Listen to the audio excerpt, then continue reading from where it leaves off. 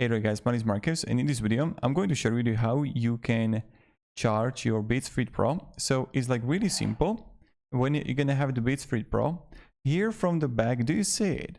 You're gonna have the USB-C connector, and all you have to do is to take a USB-C, the existing one or the one that you have right there in the packaging.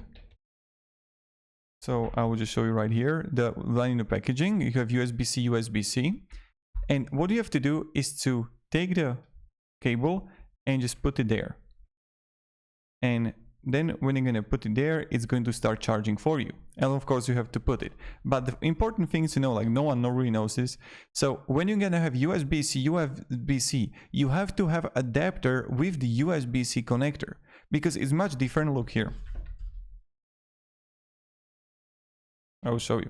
This is USB-C and USB. Do you see the difference? Therefore, I can just plug it into my laptop, to my PC. But this is USB-C, USB-C. So therefore, I need adapter or the ending with the USB-C. So this is something to keep in mind if you want to actually use the USB, if you want to use the Beats Fit Pro. So thank you very much for watching. I hope this video helped you, and have a great day, and goodbye.